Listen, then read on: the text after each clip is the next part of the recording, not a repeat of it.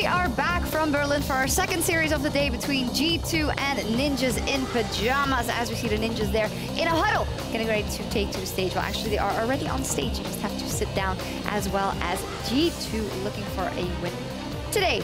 And we are joined here by Tristan Frouwer of EULCS, the mid laner for Misfits, and just coming hot off a win, and the player of the series. So congratulations. Oh, that's nice. That is nice. That's always nice. So do you feel like you had the kind of the biggest influence in the games that you won? Or?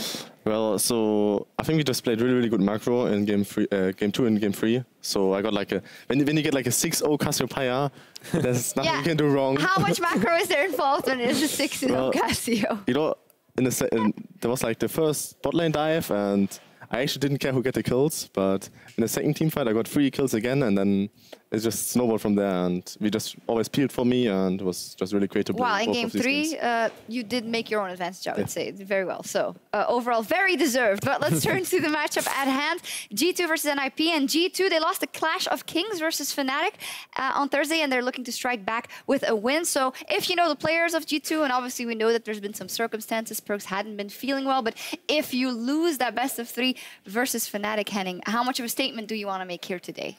Yeah, G2 showed some weakness against Fnatic. I think they, of course, they had the excuses that they could make. You know, they weren't as well practiced. They had some medical issues on Perkz. I have to mention Sven, though. He's usually the guy that shows up, even though G2 is doing bad. And he had 2 games on Kog'Maw where he kind of messed up his positioning in teamfight. He just got 1 shot by Caps a couple of times in a row. So not too impressed by Sven, actually. Yeah, and I think that's usually...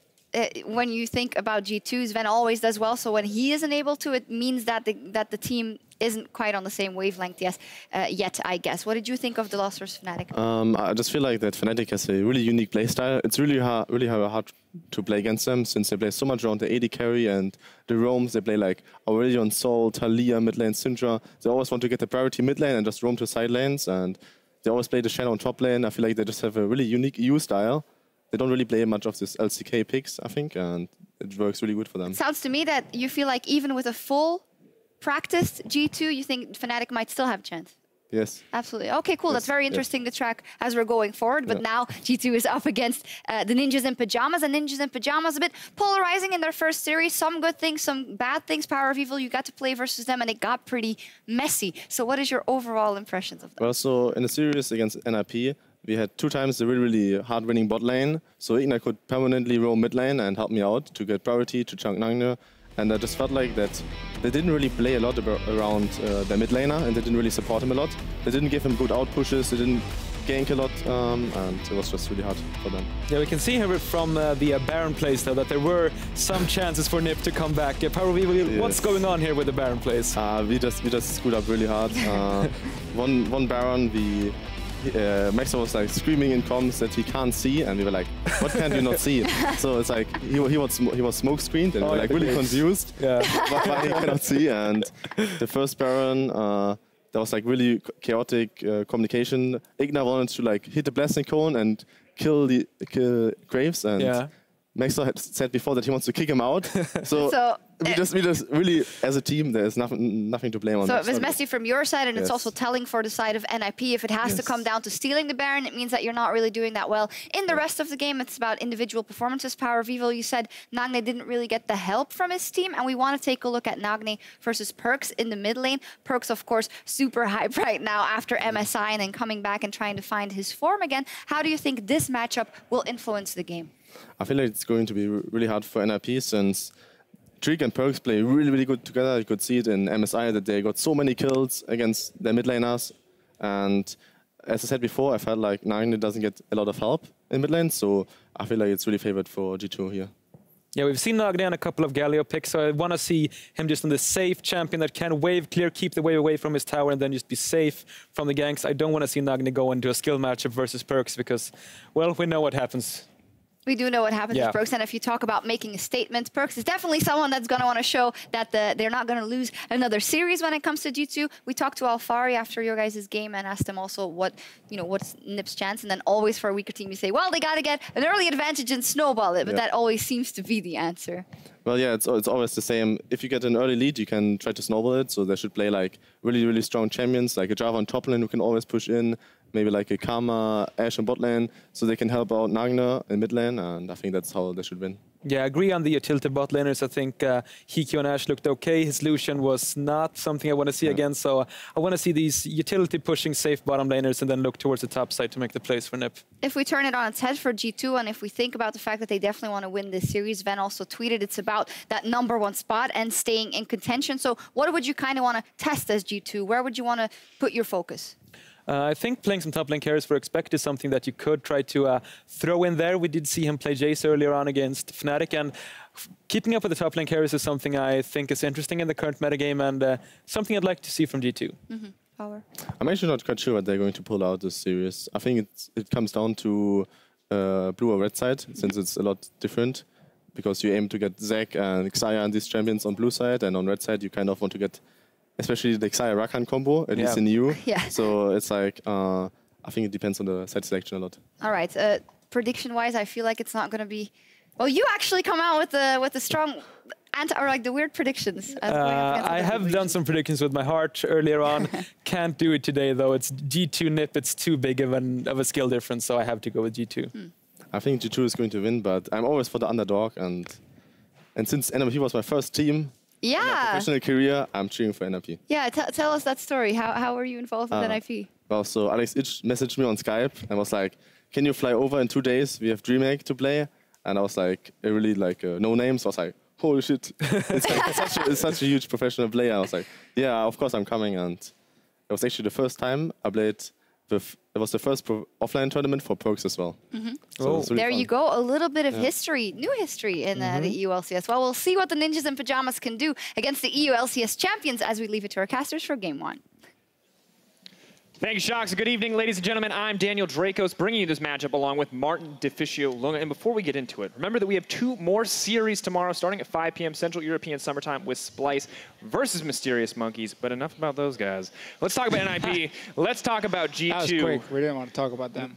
They'll see it tomorrow. There will be plenty of times. But let's just jump into it. Let's start by taking a look at that Ninjas in Pyjamas lineup, starting on the blue side. In the top lane, it's going to be Prophet. In the jungle, Shook. Mid lane, Nagne. AD carry, Hiki. Support, Spraddle, and coach, Nico the Pico. Hard to say last name. Funny little story from Power Viva right there, you know, starting on NIP. A lot of professional players in Europe actually were playing on NIP at some point. Even people like Mythy obviously was on NIP. Never, funny enough, made it back into the LCS when they played for the organization. Oh, something you have in common, huh? Well, I always made it back into the LCS. One way or the other, player, caster, doesn't matter. Now we're here.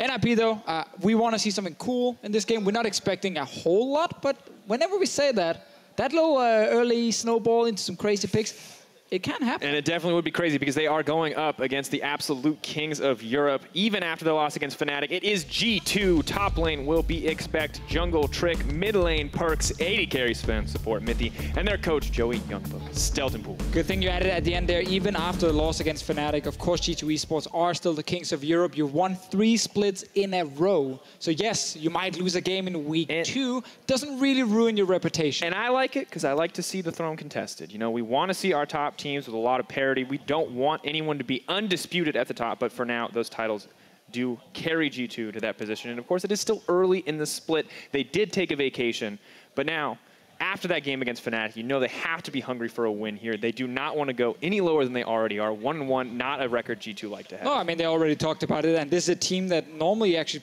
goes undefeated through a split.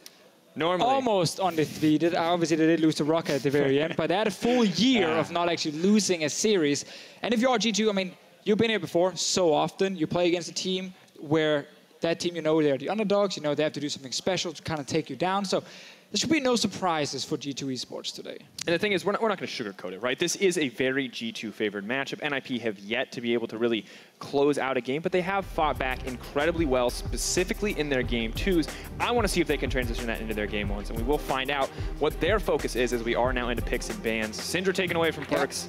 Nothing surprising there, and G2, we'll see if they want to try something new in today's series. Yeah, I noticed some things about the bans in Phase 1 from NIP that kind of signals they don't play all their S-tier champions. Syndra and Kennen are very often getting removed, even on blue side. And that's where other teams are kind of saying, let's not ban those picks because maybe we can first pick a Kennen and try and set up our top laner for success. I want to see if they have it ready now.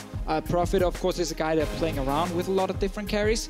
Galio ban, I like that, even though NIP plays it a lot. It was one of their most successful picks. Yes, but that means you have something else in mind for a first pick, and you don't want to give Galio over to Expect or Perks in the first rotation. Like, could have been an Elise. Thresh is the other one from Spartle.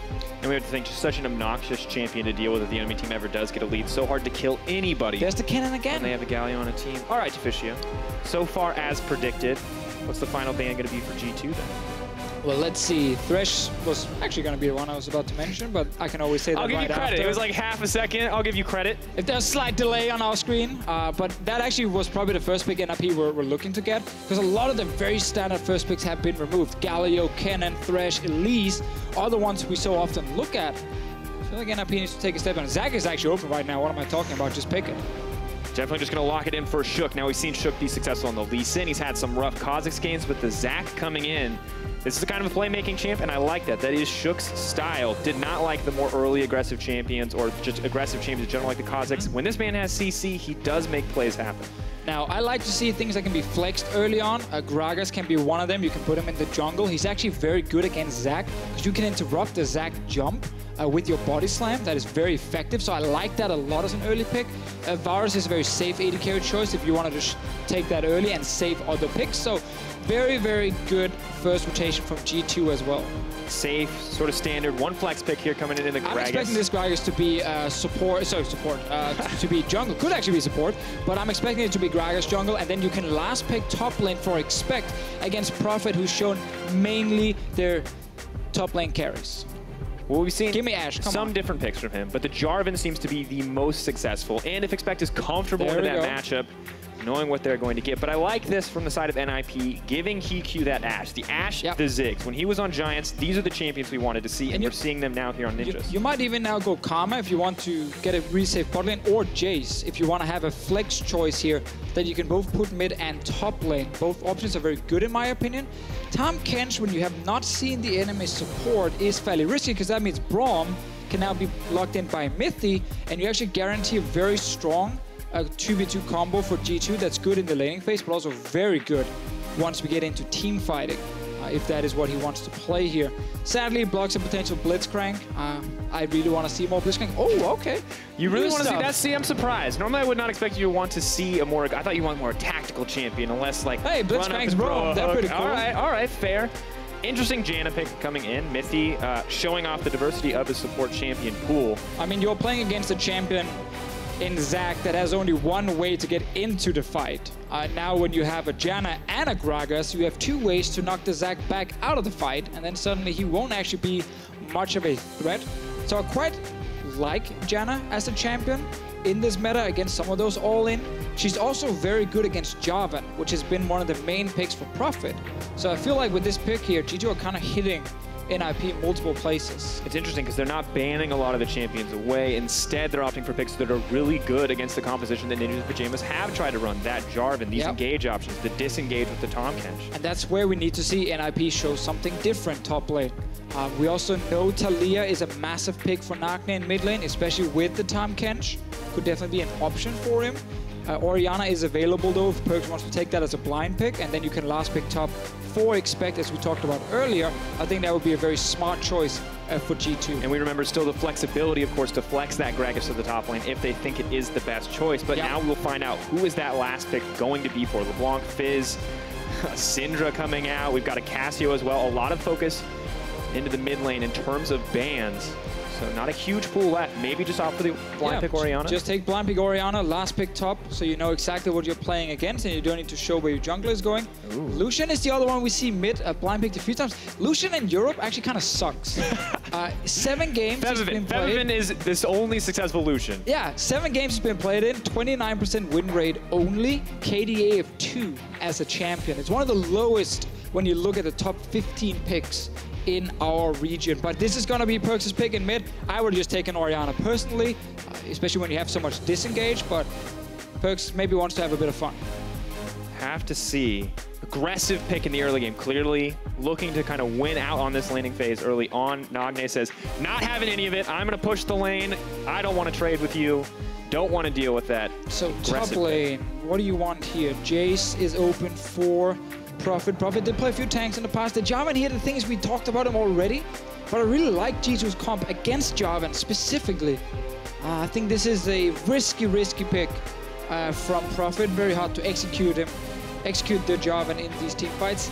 Now, top lane, if you are G2, Fiora is open, and that pick is really good against Jarvan if you want to take that and play the Gragas jungle. And we look at all the potential CC options that can be parried. Ash Arrow, easy to parry. The Zac, easy to parry. The J4, easy to parry. Everything can be riposted. Such a good lane by this Fiora. This is why we wanted him to save that last pick top for this very specific reason. And I really feel like Prophet are showing a lack of champion pool right there with this Jarvan lock-in. But that said, Prophet does have a history of playing Fiora in the LSPL. We know he knows this champion. Maybe he knows this matchup as well. We know it's not good, but if anyone can minimize the impact at someone who has played this champion so much throughout his career. See, I would say that if this was week 1, first game of NIP, and we were like super hyped about Prophet and his individual skill, the games we've seen so far, he's not been better than the other top laners he's faced here. Now, obviously, it is a team game. You need the team around you, and communication is an issue, but I do not trust in Prophet specifically right now to play Jarvan here properly against the Fiora counter pick and then Gragas Janna as well. I really feel like his input will be limited in a game like this unless he has a monster performance. But we look at it at the same time. We heard from Alfari, you want to snowball, you've got a pretty good composition to do so. So much CC, so many opportunities to engage if NIP can get the advantage. But on the other side, you give up those early kills to Fiora, to Lucian, you're going to fall behind very fast. Man, Perks not going for that Orianna, so they actually had some magic damage on their team. Like, there's so much physical damage. Boris Blight stacks. There's a tornado. It stole a Baron once, man. You can't take that. That's actually true. Oh, the dramatic intro. So dramatic every time. Ninjas versus Samurai. You want to see it. Japanese historic lore fans going wild. Here it is, ladies and gentlemen, game 1. NIP going head-to-head with G2. Will they find their first win here? The odds may be stacked against them, but that's never stopped them from making an impact before. Funny story, Dracos. Ninjas actually started as failed samurais, getting recruited to do some of the dirty work. No honor on the ninjas compared to the samurais. NIP here will have to pull out something unexpected. Something maybe not quite honorable to take down G2. You want unhonorable, you want down and dirty. Nothing like a level 1 invade to get it started, Deficio. Oh, that is a good way to start it. Perks on the very unsuccessful Lucian. His Bushido is Samurai Code. He will never fight someone. Oh, baby! Okay, we got too hyped. Come on. Oh, he's running the other way. No, there you go. Oh, that's too much damage, Perks. No, honor. Oh, God. I thought they thought he was walking away. All right, first blood drops for NIP. Fits the history part right there. The ninjas hiding in the brush, level 1. You want to win a war, you call the samurai. You need to assassinate someone, you call the ninjas. Historically accurate game of League of Legends so far. It was actually yesterday, funny enough, Quick Shot told us that little story about the ninjas. We didn't really believe him at first. We got into a giant fight We're about like, no, ninjas. that's not true at all. There's different things. But apparently, that is actually fairly true with their failed samurais. Now, this is a replay of Perks being a good team player, placing a level 1 ward to spot where the enemy jungler starts. And this is what happens in League of Legends if you place Vision. You will die. All right, Deficio is not a good teacher when it comes to solo queue, so please ignore that. But now we'll get into the laning phase. Just stop. They don't. Also, you're ruining their solo queue. Remember when I said that Lucian has been very unsuccessful in Europe? I do remember that. Yes. Oh, he just got first blooded. What a terrible pick. You were right the whole time. It was destined to happen. I mean, yeah, I knew it. Well, Deficio, we'll see if he dies again here. Nagne a little bit more comfortable with that kill. An extra Doran's Blade plus Victor starting with the Hex Core makes it pretty easy. Yeah. Victor's pre-base laning phase. I know he went back once now technically and got Doran's Wing, but normally, like early levels, he's really strong at trading with the Q. Q trade into a shield. Sadly, the shield is not super useful here for him. But still, Victor is actually a fine pick to deal with Lucian early on. And then obviously, you can start ganking the Lucian lane. This is what we've seen in Europe so often. Teams play around Lucian, they shut him down. He is a snowball champion. He's not very effective if he's down. And very interesting too, because in the early game we've seen how crucial early ganks can be to either shutting down the Lucian or to setting him up for success. And one man who really wants to set his mid laner up this time around, it's not Trick, it's Shook on the opposite side. This guy has had some questionable early games, but has... What did you call him? You had a title for him. Oh yeah, Shook is the double-edged sword, folks, because let me tell you, if you want someone to insec and win the game, that's Shook. But like 50% of the time. 50% of the time, Shook is a god. The other times, he makes mistakes. He makes these risky calls, and sometimes those risks pay off. That's what we see, and sometimes they fall flat, and he puts his team so far behind. That's what we've seen so far from Shook here in the EULCS. Now, he is obviously on Zac, a super powerful pick at the moment, but a pick that teams sometimes leave open and then try and kind of draft comps against it. That's exactly what G2 Esports did in this game. One of the good things about a best of three is you can gamble a little bit in the first game with a pick like this. Trick will not find a Raptor camp, but he will place a ward to see if he can spot out Shook. He's finding him on the red buff. Advantage. Double buffs as well. No Mostly smite from Trick, though. Stretching strikes, smacking them together. Where's it gonna go? Oh! Shook gets it in the end. Trick a little too eager on the trigger finger. Nice secure from Shook. May not be a Baron, but he got those in our previous series as well. Now Spraddle has to be careful. Belly bop over the wall. Bit of damage down. No thick skin getting it procced. He's just gonna back off. Sidestep on the tornado, all too easy. And Deficio, when we look at this, already Trick getting aggressive, invading in the early game, clearly a focus on shutting down the Zac, and I like that we're seeing teams in Europe experiment with letting this pick through. On the one hand, it's really powerful. It is, we've seen it be nigh impossible to deal with in a few different games, but you have to figure out how to beat it at some point. Again, and I think G2, with the answers here, really, really good. So we just got to see if they can actually execute it. Top lane, as we mentioned in Champ Select here, it's a good lane for Expect. It's very easy to riposte like the knock-up from a Jarvan, so it's not really that scary when he tries to all-in you. That's why Prophet also is just trying to fight a Q in Expect's face and not the full combo.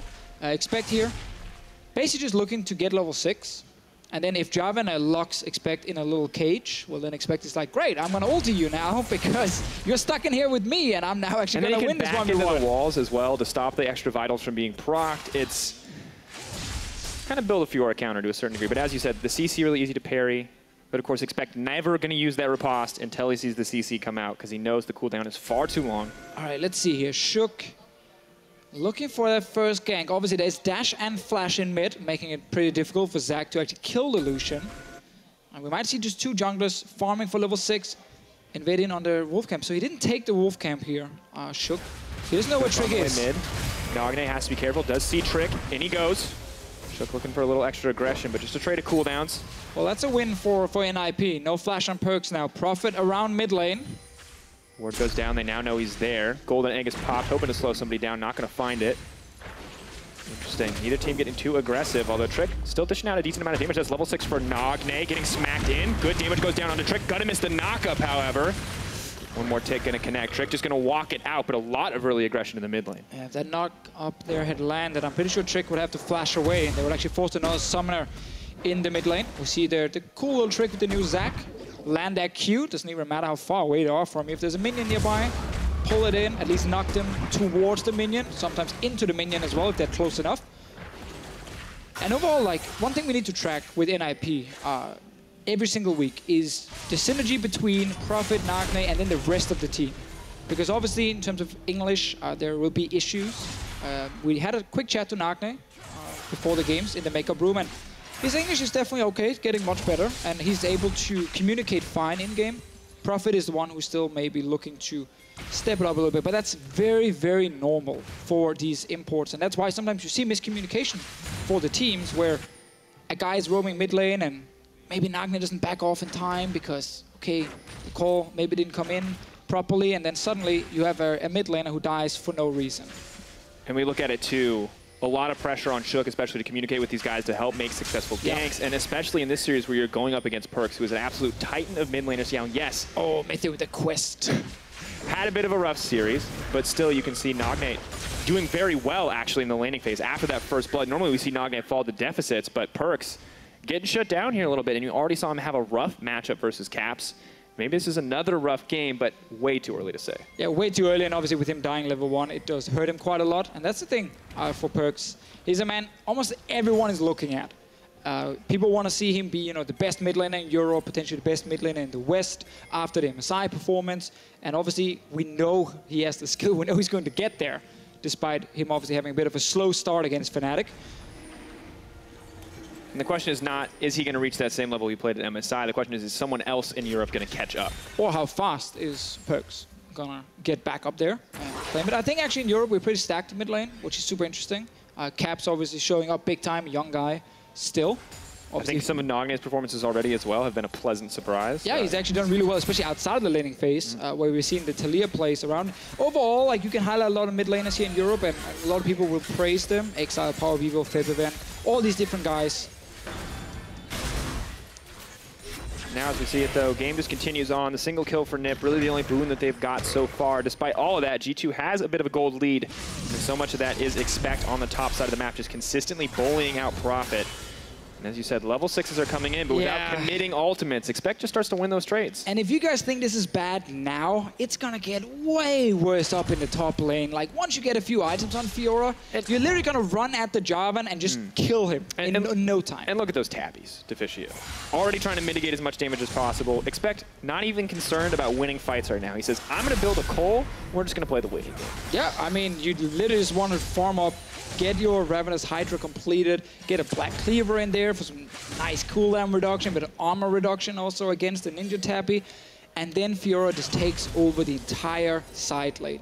Which means Prophet needs to be active with the team. Like you have Engage, you have Shook, you have Prophet right there, diving onto the back line. Problem is, there's a Janna. And that Janna needs to click one little spell, her ulti, and both Jarvan and Zac are out of the fight, and they're not getting back in until they have cooldowns ready. Such a difficult spot to be, of course. And they gotta just go mid, honestly. Yeah, like Shook is doing now. I think this is smart. Goes down, stretching strikes can connect. He has nowhere else to attach it to. All to try to pull him back. Let's bounce, goes wide. Once again, a bit of a misfire here. Yeah, Shook, I think he flash actually ended up on the side of Perkz and not straight on top of him. He tried to obviously with the slow, see if he could then maybe shoot Perkz back towards Nagne. He'll use this time. I guess they got flashed the first time. Heal the second time. Flash still down, maybe hoping to find a repeat gank in the mid lane. Mithy's not going to have it though. He's already roam mid. He's ready to back up Perkz. Knows that he's still vulnerable, waiting for that flash to be back up before he looks to leave the lane. And now one thing a lot of people didn't really realize, because we don't see this item very often, like the Ancient Coin, obviously on certain supports with the quest where you gather all these coins and the mana around the map. Once you fully complete it, you get that free skill up. The one skill up that is actually fairly decent on some supports. When we look at Janna. Yeah, flash is too far on the side. Oh, here we go. NIP, though, trying to force a play. We wanted to see Expect be the target here, and it looks like he will be, but here comes Trick to try to save the day. Expect not even worried about the rest of the team. Does get the parry, but the immediate chain CC. NIP still looking for the dive, but they haven't gotten anyone yet. Expect and Trick are holding on. Health bars just getting lower and lower on the side of NIP. They're not able to get a thing. Well, that was a 2v4 defense from G2. Actually very well played by Trick when he came in there defending Expect, and now we see NIP trying to take down the tower, pulling off that classic Tahm Kench lane swap play into a tower dive, but now G2 getting some damage on the bot lane tower. And that's just brutal. The Janna AD steroid making it easy for Sven to start to rip through that one. TP gonna have to be burned from Profit. I like the TP here because they know Trig is top lane, so there's real no threat of Profit getting killed on the tower. Trig is left alone here. There's TP from Expect. He's using it back. Actually, no, he's going bot lane with it. Interesting. Wanting to up the tempo in this game. Cancels it in the end, just trying to force him back so they can get the tower as a team. Does not commit to the bottom side. Sven will continue to push. NIP trying to respond in turn, but that's first blood on the towers. Can Trig kill the minions here, at least to get a bit of damage on NIP? Doesn't look like it. Just one tower shot goes on to Spraddle after the minions pass. Not going to be any more blood on the map. Both teams eager to start a fight, but neither one willing to fully commit there. G2, though, still come out on top. Not a massive lead, 600 gold, but definitely in control of the early game despite the aggression coming in from NIP. Yeah, and so often when we have these like slower early mid games, it's just so heavily in favor of G2 Esports because they are the team who knows how to play the mid to late game macro extremely well. And a team like NIP, you know, that's where they've been struggling. They've been doing well when they were forcing a lot of fights, especially around Profit and Nagne. And just constantly, you know, aggression and really try and make it hard for the other team to play the game. In a game like this where it's super slow, well, that's actually heavily in favor of G2 Esports. And of course, G2 just went up against another team like that, better than NIP at forcing fights quickly, Fnatic. You can't expect them to be caught off guard. You're going to have to up the tempo so much on the side of NIP if you want to catch G2 out of position, out of place. But maybe they can find an opportunity. For now, bottom lanes will be matched on the top side. Sven and Mithy not going to find another tower here, but just an even 2v2. I mean, I guess we can gank Perks again. It's been a strategy so far. I like it. They're like, listen, Perks, you had a great performance at MSI.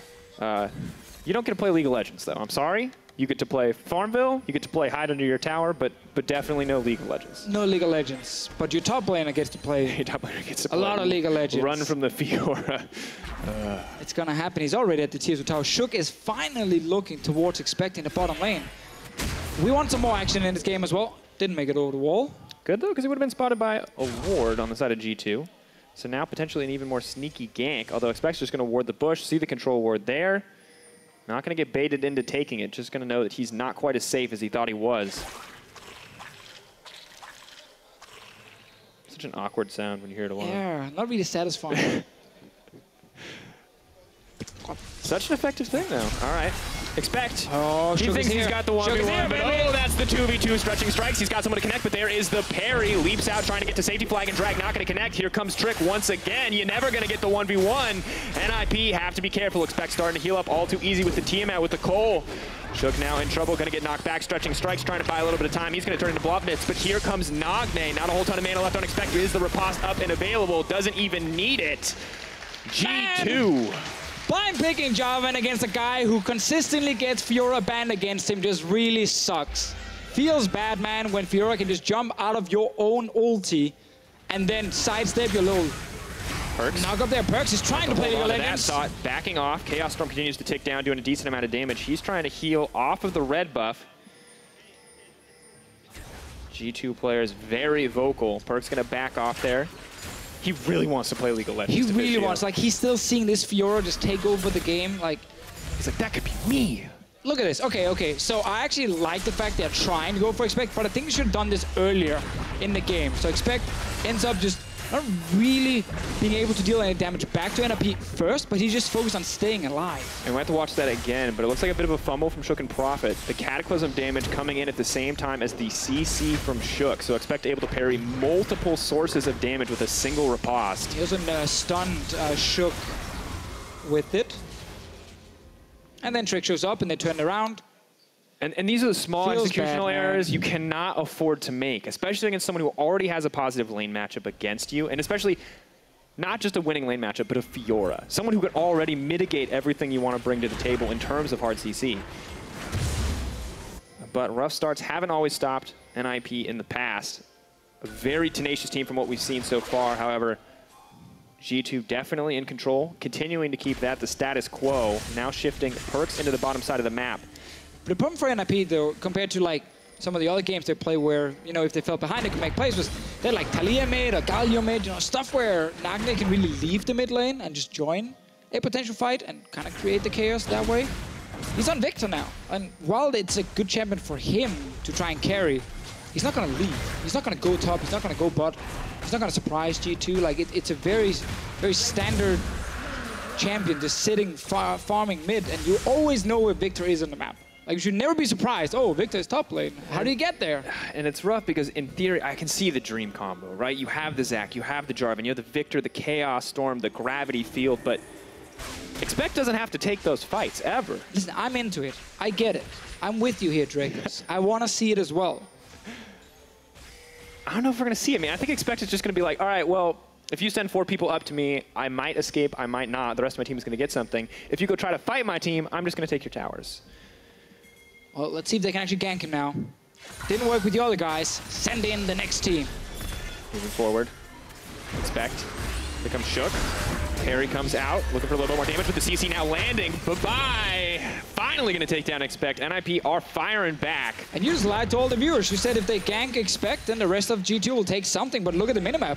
The rest of G2 are really far back on the map. Yeah, and really what I needed was for you to call me out on that. But you're absolutely correct. It's much easier for me after to be like, hindsight 2020 made. You would have known that. Seriously though, NIP actually have super good top lane setup. Like, there are so many control wars in the river. G2 are playing so far back on the map. Surprisingly far back on the map, actually. Really good plays coming from NIP. You're absolutely right. Now that this has worked, they have Prophet pushing in the bot lane. No one going down to contest the Jarvan. Trick doing what he can to contest this Rift Herald. TP coming from Prophet behind G2 here. NIP looking to make a play. There's the lockup. Not going to be able to find another target for the stretching strikes. He has to flash out to safety. Perks is on the back line all alone. Rift Herald very close to resetting. It will. That means that objective will not go down. G2 do hold on to that one. And Expect kept his teleport as well, which is very important with the Fiora here. G2 now just needs to wave clear mid and let Expect push in the bottom lane, and then suddenly they can abuse TP. Game is setting up for some big moments. We're waiting for them. Very much so. Well, for now, Prophet going to set up for a small moment here and defend this tower up against Perks. But we can see now Mithy has finally completed his quest. We'll get the additional skill point on this Janna. Looks like it is going over into the Howling Gale. So a bit of extra CC here. Yeah, really doesn't matter a whole lot. If you are playing a Janna, you get 1 rank more in your queue. It's not the biggest deal. It's important for sure. It helps. But definitely does not feel the most, when you like, because really the thing you want is a stronger shield. But of course you can only level it up to 5. Not getting anything more. Already level 9 means not going to get the bonus point in Eye of the Storm. For now, Deficio, what I like about this is I like that NIP were in control for a moment. The issue I had is, did the Jarvan need to TP in? No. But he thought it would be a big fight, so we can't actually fault him for it. No, absolutely Like, it looked like a big fight was about to start. Now we're going to get a... No, wait, Jarvan is bottling without TP. All right, they're still maybe going to try and stop it. They're all recalled. Hindsight's 20/20. Just a tease, everyone. We're not going to get a fight. All right, well, about 20 minutes. They're going to take the Rift Herald just in time on the side of G2. They can use that to pressure out. Maybe they'll also be able to set up the vision around Baron. And Perk's going to grab a top lane tower. G2, not a whole lot of crazy action on the map, folks, but they're pulling ahead with the 2K gold lead. They're looking to grow more. Sick Rift Herald right there. Trig last time thought it was a trigger ward. He had to jump out. Actually fighting. Pulling him back in. That's good damage. Mithy's going to go down. No chance to knock the rest of the team out, but they have to set their sights on the Rift Herald. One more auto onto it. Greg is going to get credit for taking down that tower. Meanwhile, Prophet on the bottom side, he's going to grab one as well.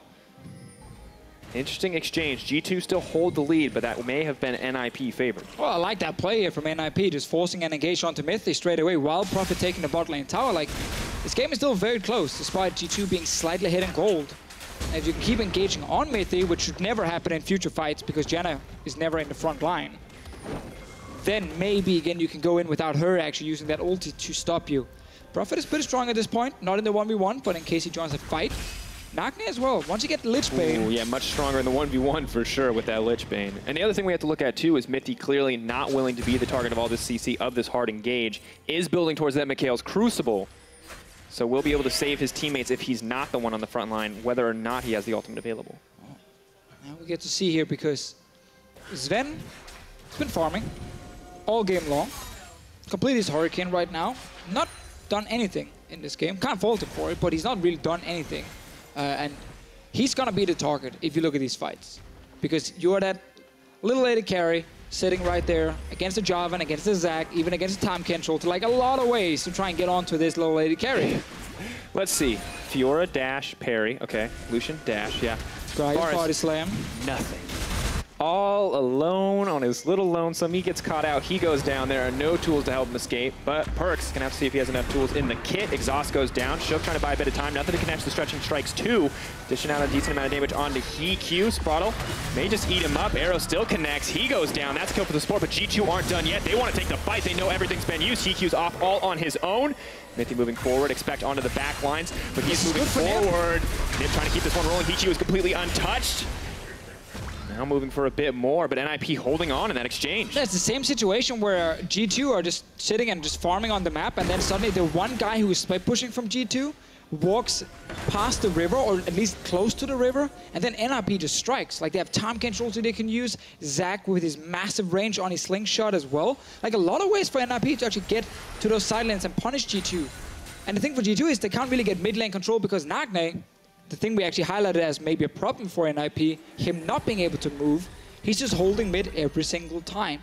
So G2 are actually not able, this point in the game, to really do anything when the guy is getting ganked in the side lane.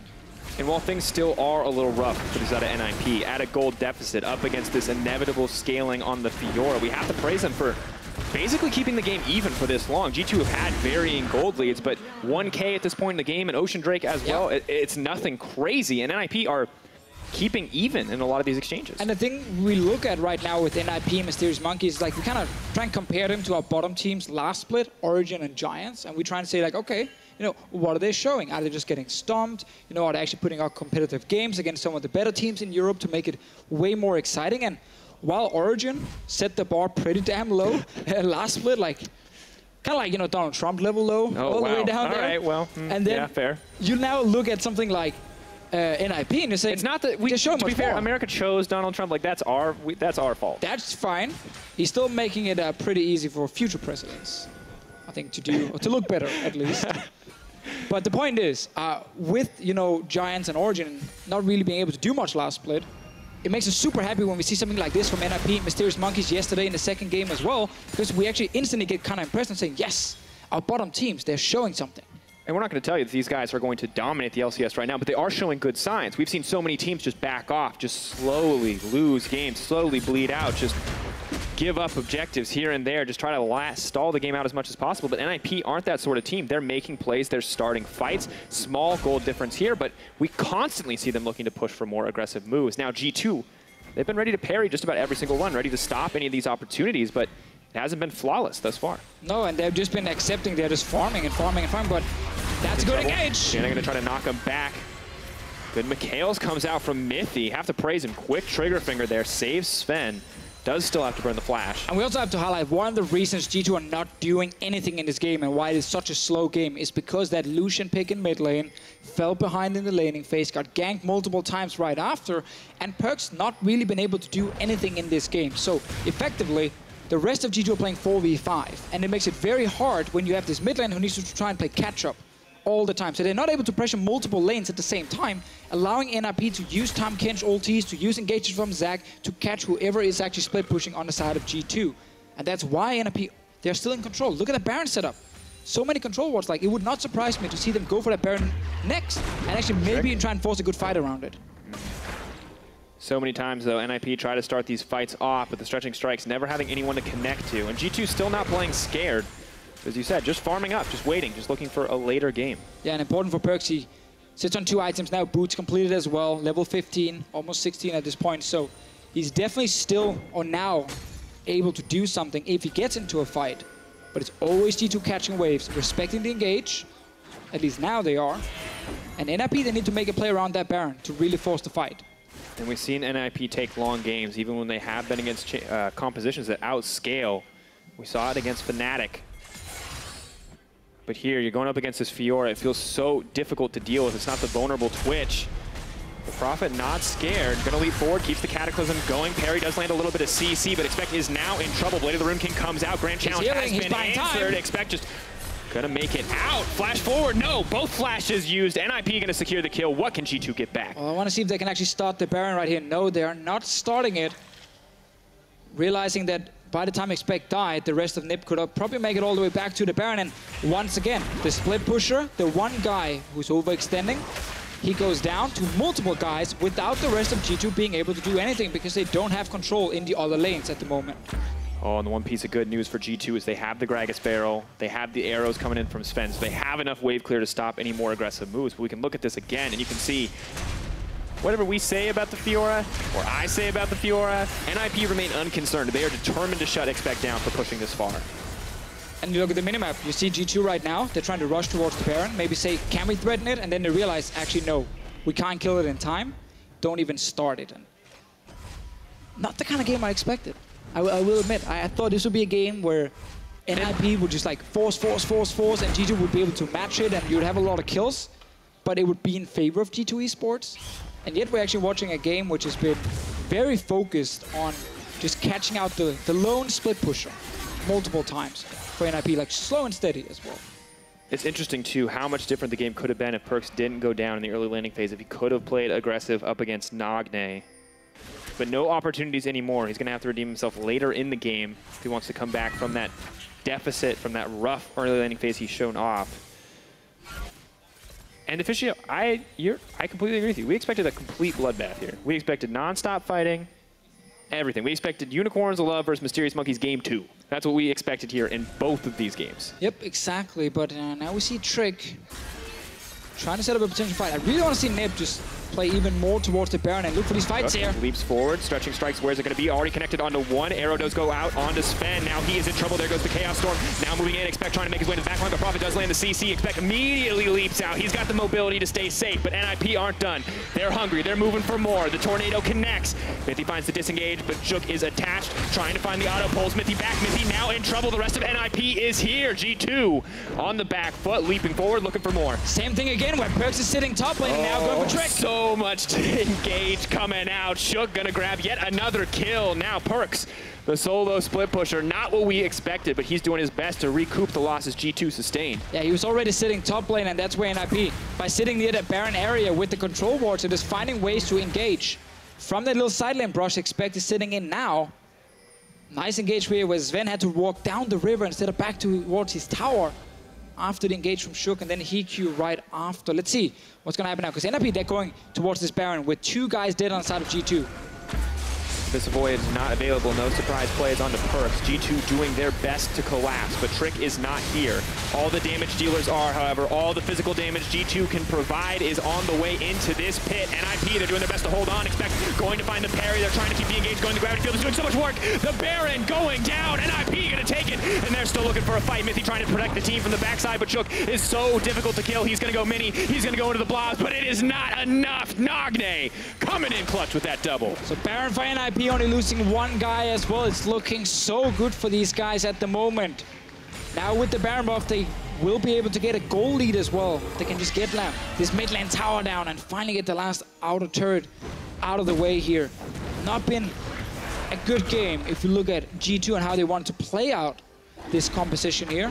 Always been trying to just kind of catch the waves and be a step behind NIP. And the Fiora, while she did win her laning phase and looked really, really good early on, she's been overextending and just dying, and the rest of G2 not been able to get anything in return. Shook now just gonna look to steal his Mountain Drake as well. Trick maybe hoping to contest the smite, but really cannot afford to as NIP are in control of the map. Deficio, you brought up an issue in Champions. Like, we see the solution. That means everything on this team is going to be AD when the Fiora got locked in as well. 4 Ninja Tabby. Warden's Mail coming out. It's Dead too Man's much physical Blade. damage.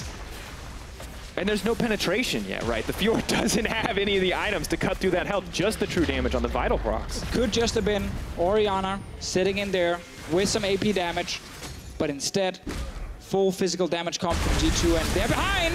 Nothing to say there. Nagne unstoppable. That's the combo we wanted to see. Did miss it a little bit, but it just doesn't matter in the end. NIP now looking to break the base. Trick trying to keep the fight going. Spraddle, can he pop the gray health in time? That's some thick skin. Flash also going to take him to safety. Solo! Cap just lost some weight. Hitbox not quite as big as it used to be. Oh, he's fast on his feet. Deficio, moments ago, we're like, we did not expect an even game. We expected a bloodbath. I don't think we expected a lead for NIP either. They are in control right now. And they're actually playing really well, which is fantastic to see from NIP, because we've seen some of these games where they either looked pretty good and actually were dead even with teams like Fnatic, and it was a bit of a messy affair. And then we've seen all the games where they fell super far behind. Disengage here, super simple from Prophet, just one-shotting Perks instantly. Obviously, the rest of G2 then able to defend after, but that doesn't even matter. Like, this is such a massive upset in the makings. NIP, 0-4 so far. They're going for Expect. Issue trying to find the parry, does hold on to it though. Because that misses, this could be a bad fight. Expect leaps forward, not gonna be able to get the extra procs down. He drops. NIP find yet another pick. And Deficio, Expect down. Members getting picked off left and right. Baron buff still active for 48 seconds. NIP are gonna grab another tower and get themselves a significant gold lead. I mean, at this point, you just want to see NIP also be able to close out the game. You know, when you play like this here and you actually manage to out-catch, I was about to say out-macro G2, but a lot of it's just been catches, you know, catches in the side lanes against that random split-pushing guy on the side of G2 Esports. Like, then you definitely deserve to also win the entire game. But that's going to be the thing now. The new quest for NIP is, can they close out the game? They have the tools. They are really far ahead. They have a ton of armor on the lineup as well against all the AD carries. on the side of G2 Esports. Now we see the team moving up to the top side of the map. Baron still very far away. The buff not even finished expiring. Will be up in the next couple of minutes. Something worth fighting over, and a team that is built to fight right now. And a game like this also really fits the G2 we sometimes see in regular season, where game 1, they gamble a little bit in the draft, and then some mistakes happens in game, and they end up losing it. And then they adapt for the next game, and they end up coming back and winning 2 in a row. That's obviously also one of the things they are looking to do if they actually end up losing this game. But right now, if you're NIP, we don't care about that. We literally just care about the fact that you are winning. One game at a time, Deficio. Whatever Yes. they ban, they can figure it out in game 2. NIP just want to find this first one. They want to put G2 on the back foot. Yes, that's why I said 0-4 before. Obviously, in terms of series, there's 0-2 so far, but they've lost 2-0, 2-0, despite having some close games in there, not been able to actually win a game yet. This would be a fantastic way for NIP to get the first win, playing against G2 Esports, 3-time EULCS champions, MSI runner-ups, MSI world champions if you ignore Korea. And you look at it, right? Game 2 against Misfits. Game 2 against Fnatic. So close. So many fights going in their favor. Such long games. You find a win here against G2 in your first game, that builds you a reputation pretty quick. And for a guy like Nagne, a guy like Hikyu, who we saw some pretty good stuff on Giants, not the best AD carry for sure. This is exactly the kind of thing that they want to kick off their season. Yeah, it actually benefited NIP so much that Nagne was on a champion where he individually can really carry a team fight on something like Victor, where he didn't actually need to join the teams on the side lanes, even though it's something they've been using before. Let's see. Zach goes forward. Where's the Tom Kench? Doesn't need it. Flashes out to safety. Shook is the man in trouble. Does pull Trick back into the team. Not sure if that's what you wanted. Cass comes out. Silence moving forward. Prophet going to land the CC. Not going to throw the Chaos Storm back, however. Now the team backs off. The team holds on. G2 pull back. And right there, we saw what G2 Esports built this comp for. Being able to create a pick like that with the Varus into then full-on disengage when the Victor jumps in, or sorry, when the Jarvan jumps in, maybe a Zac as well, and just keeping the backline alive. But this game has not been about team fighting at all. It's been about individual guys trying to split push and getting caught out due to the rest of the team not having any map pressure. Prophet is looking for something more. G2, though, taking the tower. Not a lot of ultimates left available. They have to be careful when they pull the trigger here. No Chaos Storm, no Let's Bounce. They do still have the Cataclysm, the Abyssal Voyage too if they want to make a quick movement somewhere. But G2 starting to rein in a little bit, get down the vision control, start to take control away from NIP. Finally, now that the composition is able to group, they're able to disengage, as you said. And it does start to look like the game could go back in their favor. Now we just want to see, because the NIP will be forced into winning this game as 5-on-5 team fighting. This late in the game, you can't really win it through pure split pushing. We're not expecting G2 to continue getting caught one by one in a side lane. They must have learned the lesson by now. And as I said, Perkz is on a ward against the Tom Kench. And he might actually, if he played aggressive there and Spraddle went to the top side, well, maybe we would have gotten a kill over. You have to be careful too. Still no magic penetration, or not magic penetration, armor penetration coming in from Perkz either. Well, outside of the Black Cleaver. Quite a lot of armor penetration. All right, so no last whisper. No last whisper. We'll give him that. But double Black Cleaver is more a reminder. So things will start to get easier for G2. Nagne now in trouble. Colin comes out. Leap forward from Perkz. He's dishing out a ton of damage. Can't afford to walk into the gravity field, and he will get the heal. EQ is actually solo on the Elder Drake right now. I'm not sure if G2 has any idea about this. They see it now. They put down the blue trinket. Moving forward. The single-handed carry taking down the Elder Drake. He can't finish it. More. He can't finish it. This is risky now. EQ, come on. Leap out. Sven gonna leap in to try to lock him down. Ult comes out. EQ in trouble. That is a gamble coming in from NIP, and it definitely did not pay off. Hand-gifted, hand-wrapped, hand-delivered. G2 pick up the Elder Dragon. We did say that now NIP need to be able to close out the game, and then they make some risky plays here. AD carry trying to solo the Elder Drake, while the rest of the team are not even close. G2 going straight for Baron with the Elder Drake buff right now. Hikyu dead. So instead of it being NIP playing around Baron again, trying to create that one pick, it is now G2 Esports with Elder Drake Baron buff. Well, this is a nightmare. This is definitely the worst thing that could have happened to NIP at this point in the game, and now it's a matter of surviving.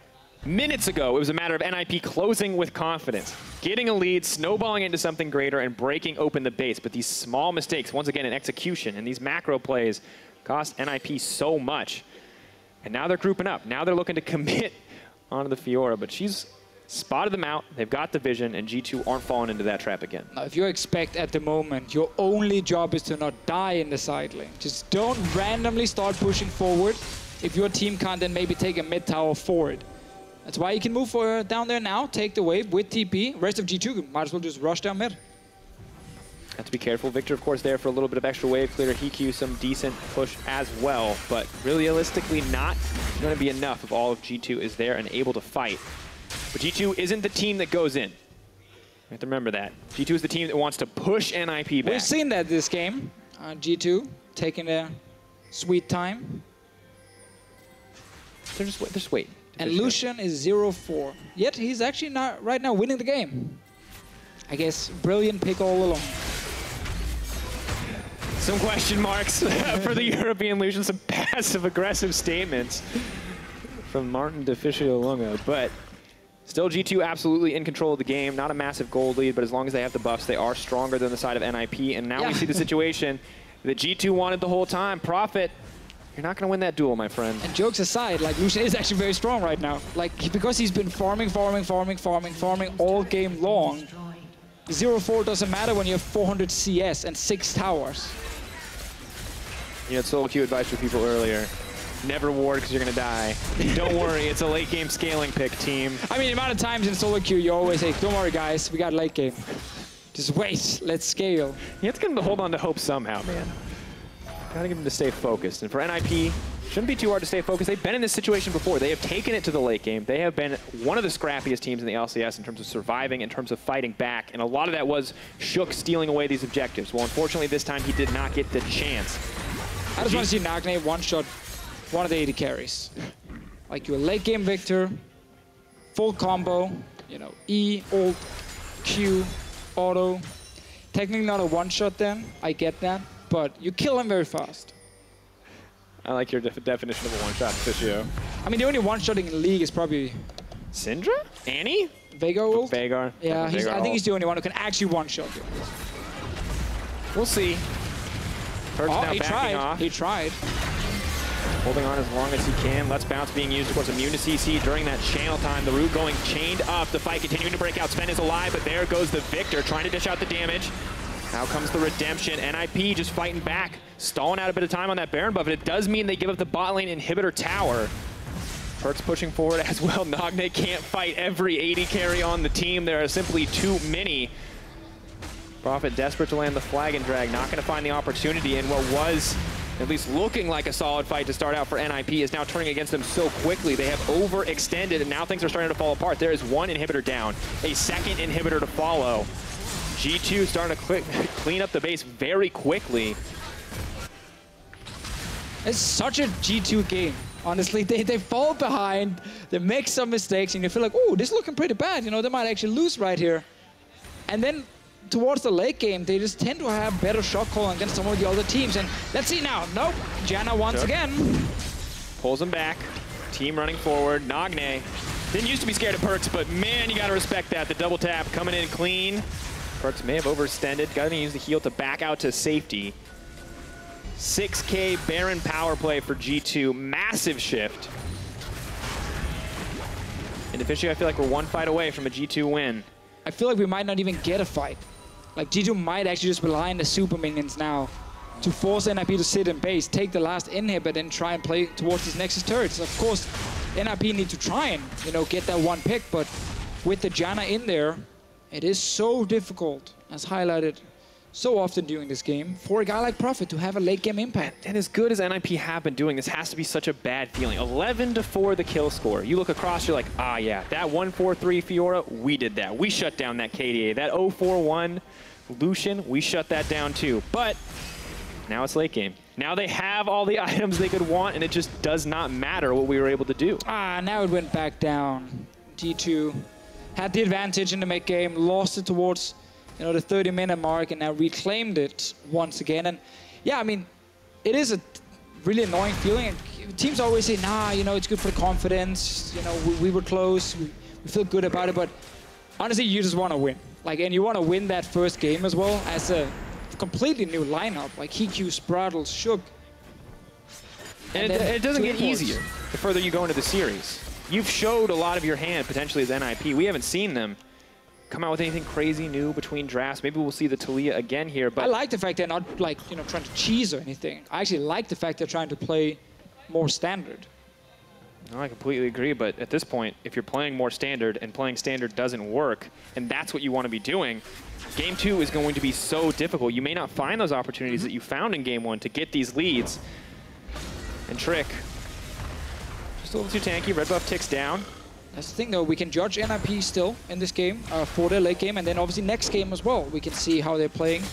Next week, they're playing Rocket. That's going to be a huge game for both teams. Obviously, no one wants to be sitting at last place in their group, which is the one that leads towards the promotion tournament. And that's the thing. That matchup's going to be huge. Let's see the fight here. Goes forward. Arrow does connect onto Trick. Stretching Spike's not going to land, but it's Nage who is caught out, knocked back into the team, and knocked down. G2 looking to clean it up. Expect still healing up so much. Flashing from Mithy to keep him alive. GA proc by Profit, but it's not a profitable exchange as he has to back off, and that's going to be it, folks. An explosive finish for this G2 lineup. They want to even up the kill score. They want to have a little bit of fun with it, but the supers are crashing in. The Nexus is in their sight. That's the Game 1 win coming in for G2. In many ways, a very classic G2 win. Some questions early game, some questions in the mid game, but then full late game, if you cannot close out the game almost perfectly against them here in Europe, they find ways back in. They punish whatever mistakes you make, like Hikyu with the Elder Drake into them, then actually getting the Elder Drake and then Baron to G2, and suddenly everything you did for those 35 minutes, it just didn't matter. It didn't matter in the very end. A lot of credit to NIP though, how they actually played early mid game. Lucian's win rate has gone up. KDA maybe not, but the win rate definitely has gone up. And at the end of the day, it was still a good performance from Perkz in mid to late game. I think he's frustrated though. Like, you feel bad after a game like that when you go 0-4. Definitely a rough one to start it off, but at the end of the day, G2 did start the series with a win. For more, let's check in with our analyst desk. Yeah, Perkz not looking happy. Maybe he's mad at his barber. We don't know. Or maybe it is about the game. Just kidding. No, seriously, if we look at this game, you were saying in the end, though, they were just playing with their food, so to say. But it was a tough game for G2 in the beginning. And I want to bring it back to the picks and bans because Illusion has been very polarizing. We also heard it in the cast. Deficio not thinking it was necessarily the best pick, and I don't know if that is what the discussion is currently about because there does seem to be some heated arguments. But where do you put Lucian in kind of the priority if you've seen most of the picks coming out from NIP? Well, so Lucian in general has a really, really strong picks. He can nearly win every matchup and get priority in every matchup. But especially in this draft, G2 went for with an AD top lane and an AD carry bot lane. I would have went for the Orianna. It's a really safe blind pick, and it kind of mixes up the AP AD damage, because you could see in-game that they had 4 times Ninja Tabby, and the damage output in mid-game was really low. Yeah, I was also confused at first. After seeing the game, I think that they wanted to split push with Illusion to have a 1-3-1 with Varus, Jan, and Gragas sitting in the mid lane, and then having Lucian for the side lane pressure. But as you mentioned, the full AD comp really made the game very close. Yeah, it did. Yeah. And to me, often when you see a team that goes for like a full AD comp or trying that, it to me usually indicates it's because they think that the game will go pretty fast or that they'll be able to have an easier time to close it out. Do you guys agree, or? It's like when you play these full AD comps, or especially like I would say this is actually a hard comp to pull off, because if you throw in this game, the Zek is going to be insanely tanky, and the Jarvan in the mid game will not be killed that easily as well. So it's a team composition. You're not allowed to fall behind. And with that first blood going over to Victor, having like an easier time in mid lane, and I feel like the mid game didn't go that well for G2, so it was really hard for them. Yeah, they still managed to close it out in the end, so maybe they're just absolute gods. Let's run through the game then, because NIP got off to a good start. We're going to take a look at a couple of replays, especially this one, because NIP manages to get off a fight and get the Baron, which puts them in a great position. Yeah, we can see here both Shook and Hikyu has the ability to engage. Zac jump into Ash Arrow onto Sven, who's been building full damage, so he takes a lot of damage there, and we did see both Mithy and Trick with the ability to cancel out the jump from Shook here. We can see it happening on your screen, but did not happen a lot, as much as G2 wanted to. Also, good Tom Kench for Spraddle. I felt like in this teamfight you could see that NIP is literally just running as a fist into G2, and G2 is just all the time just spreading out. Like first Sven is running away from his team, then afterwards it was Expect, and at the Baron fight now they're like 3v5, and NIP plays it really good. They have the gravity field to zone both AD carries, so Expect is alone in the Baron pit, and they kind of destroy the healing with the Tom Kench eat on the Fiora, and they just played really good. Yeah, I love that you bring up that they seem to be a bit spread out, because that seemed to be kind of the issue for G2 in these moments, that they weren't on the same page. But on the other hand, we also have to praise the play coming out of NIP, and you wanted to highlight Tom Kench especially. There's a reason why he's the second highest priority support and one of the most banned out, because this can happen. Yeah, the ultimate is so strong, and we have been criticizing Spraddle and Hikyu for not having the strongest of laning phases, but with Ashe, Tom Kench, you can just play safe early on in the lane, and then later on you have so much playmaking potential, as we saw Spraddle multiple times with the... is it an Abyssal Voyage? Yes, it is. Yes. There we are. Okay. Oh yeah, you're using the old I'm a color caster, I don't need to know the names of the spells. The Abyssal Voyage. Abyssal Voyage, yeah. So multiple times punishing the silent pressure that Expect and Perks were trying to lay down. Yeah, absolutely. Yeah, it's just really annoying to play against Tom Kench as side laner, since it's not only like Tom Kench. If Tom Kench is behind, it's really easy to play against him because he's not allowed to ult to side lanes. But if your team is ahead, Tom Kench is ahead, the team, they can push out mid lane, and he can ult to both side lanes, not only one, and it's insanely strong. Yeah, it's something that fits NIP's style really well, as we saw against you as well. They like to go to the silence with AD carry. Yeah, I feel like Nico de Pico learned from Fnatic, and it always let Hikyu gank the silence. It's really annoying to play against, and it was a tough time to figure out what to do. Yeah, and then we want to look at the turnaround, and you know, all props to G2 for turning it around, but this one, Hikyu stays on the Elder Dragon for so long after the blue trinket has already been used. It's kind of like he wants to mega crit it down or something. Yeah, like the idea was really smart for NIP, but the moment G2, like obviously G2 is really experienced, they blew up the Elder Dragon since they don't see Ashe, and Hikyu is just hesitating for so long. He wants and to, it was over. Yeah, and afterwards the game was over, pretty much. Yeah. It was literally like this only play. Yeah, we could see Sven as well with the Varus, really good execution and the most damage dealt in the game. When you have a Victor that's gotten the first blood in the free laning phase, he's almost always going to deal the most damage, but Sven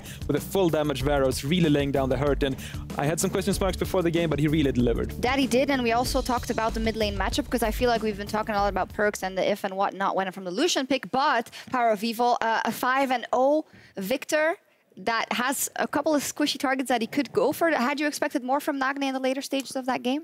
I felt he should have went a little bit more damage. I would have skipped the Rylai's and went for Rabadons, since you could already realize in the game that he's the main damage source and the main, I guess, carry in the late game, and he needs to pretty much carry it on his shoulders.